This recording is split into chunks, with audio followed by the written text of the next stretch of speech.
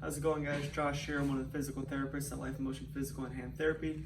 Today we're going to go over what's called foam rolling. If you like the content of the video, please hit the like button. If you'd like to see more, you can subscribe to our YouTube channel. And if you have any other ideas for future videos, leave a comment down below. We'll be sure to go over that.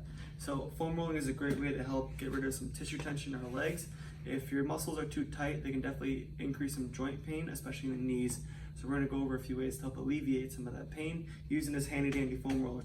Foam rolling is pretty uncomfortable, but you should feel pain relief afterward. If it's too unbearable, please don't do it. But you should go through each muscle for about 30 seconds and then switch on to the next muscle. So we're gonna go over how to foam roll our quads, our shins, our calves, our hamstrings, and the side of our leg called our IT band. This last one, the IT band, is very, very sensitive, so please don't overdo it, okay? Listen to your body, it knows best. So let's start with the quads. You're gonna come on down the foam roller, get down to your knees, make sure you have your hands here to support you, and you're just gonna roll yourself backward on the foam roller nice and slow. Up and down, finding a few of the sore spots, keep them moving through. If this isn't intense enough, you can always stack one of your legs on top of the other and really get in there. Just be aware this is a little bit more painful, okay? So moving on, we can get our shins really easily by touching our feet together and just moving forward and backward. You don't really want to foam roll over bones.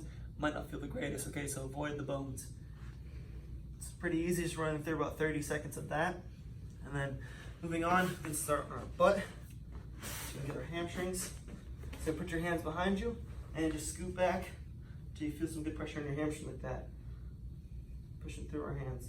Once again, if you want to be a little more intense, just stack your legs one on top of the other. You get that pretty good in there.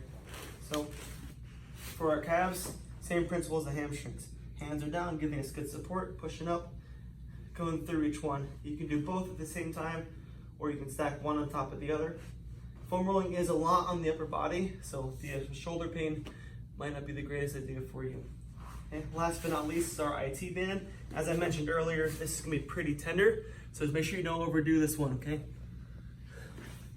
So once again, you can foam roll a few times a day before you stretch, before you do any kind of activity. I wouldn't overdo it. If you're too sore, just try and go easy on it, okay?